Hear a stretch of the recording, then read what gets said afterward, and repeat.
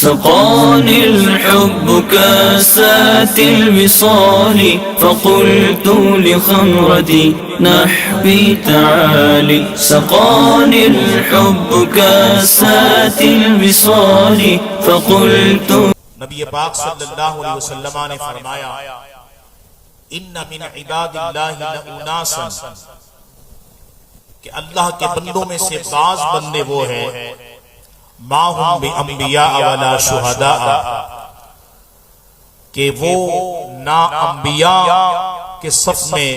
ان کا مقام ہے نہ وہ شہداء ہوں گے لیکن یقبتهم الانبیاء والشہداء یوم القیامت بمکانہم من اللہ تعالی لیکن قیامت کے دن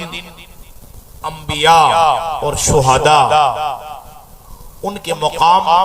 اور مرتبے کو دیکھ کر وہ غیبتہ فرمائیں گے رشک فرمائیں گے غیبتہ فرمائیں گے گویا کہ اولیاء کو جو اللہ مقام اور مرتبہ دے گا یقیناً انبیاء کا مرتبہ تو بہت بلند و بالا ہے وہ تو تصور سے ہی باہر ہے شہداء کو بھی اللہ نے اونچا مقام دیا لیکن اولیاء کو قیامت کے دن جو اللہ مقام دے گا ان کے مقام اور مرتبے کو دیکھ کر انبیاء غیبتہ فرمائیں گے اور حوصلہ افزائی کے کلمات فرمائیں گے واہ واہ سبحان اللہ کیا اللہ نے تمہیں مقام عطا فرمایا. یعنی ہم تو انبیاء ہیں اور یہ شہداء کا طبقہ ہے لیکن تمہیں اللہ نے کتنا اونچا مقام عطا فرمایا واہ واہ سبحان اللہ. اب دیکھیں بندے تو ہم سارے اللہ کے بندے ہیں لیکن یہاں ان من عباد اللہ میں من تبعیضیہ ہے مطلب یہ ہے کہ سب بندوں کا مقام ایک جیسا نہیں من تبعیضیہ یعنی بعض بندے ایسے ہوں گے کہ جن کو اللہ نے اتنا اونچا مقام قیامت کے دن اللہ عطا فرمائے گا کہ انبیاء بھی کہیں گے واہ واہ سبحان اللہ کیا اللہ نے آپ کو مقام دیا. اب جب حضور نے صحابہ کے سامنے بیان فرمایا نا تو صحابہ کرام کے دل میں اشتیاق پیدا ہوا کہ حضور جن کے بارے میں بیان فرما رہے کہ انبیاء بھی غیبتہ فرمائیں گے تو یہ کوئی خاص لوگ تو ہے یہ عام تو نہیں ہے. تو صحابہ نے عرض کیا یا رسول اللہ قالوا من ہی یا رسول اللہ حضور ذرا ہمیں بتائیے تو صحیح وہ کون ہے وہ کون ہے جن کو دیکھ کر انبیاء بھی غیبتہ فرمائیں گے تخبرنا من ہم حضور ہمیں خبر دیجئے. قال هم قوم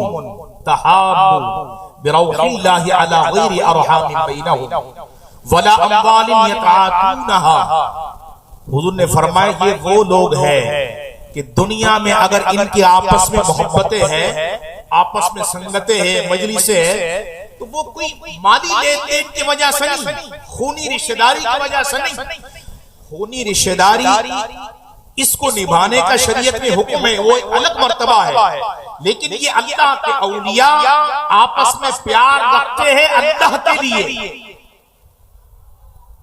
کے لیے پیار رکھتے ہیں مالی کوئی مفاد مالی لین دین کا مسئلہ نہیں. حضور نے فرمایا جب قیامت کے دن یہ اولیاء آئیں گے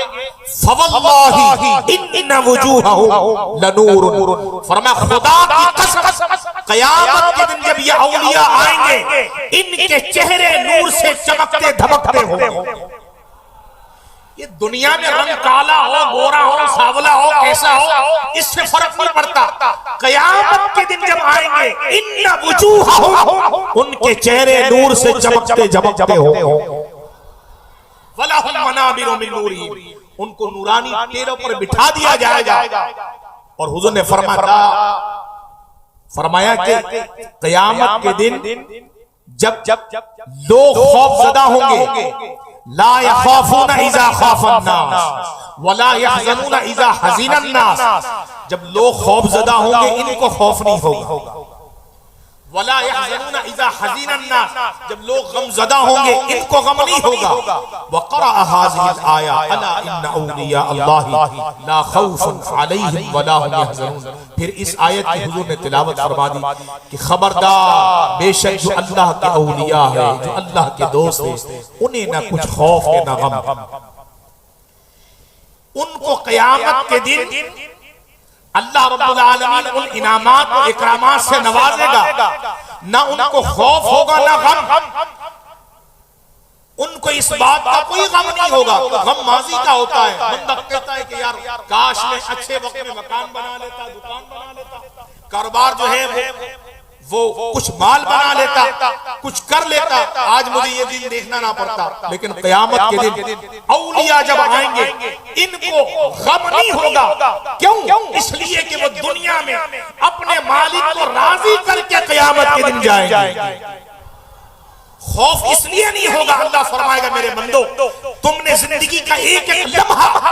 میری عبادت میں، طاعت میں، حسنات میں، عبادات میں مجھے راضی کرنے میں گزار دیا ہے۔ جب دنیا میں مشقت اور تکلیفیں برداشت کرتے اب جب آئے، اب ڈرنا نہیں، اب ہم نے تمہارے لیے قسم قسم کے انعامات، اکرامات اور جنتی انواع قسم کے انواع ہم نے رکھے ہیں جنت میں تمہارے لیے، بے شمار انعامات ہیں۔ اب سنو، اب یہ ذرا حساب کرنا ہے، تم ذرا ہمارے عرش کے سائے میں بیٹھ جاؤ۔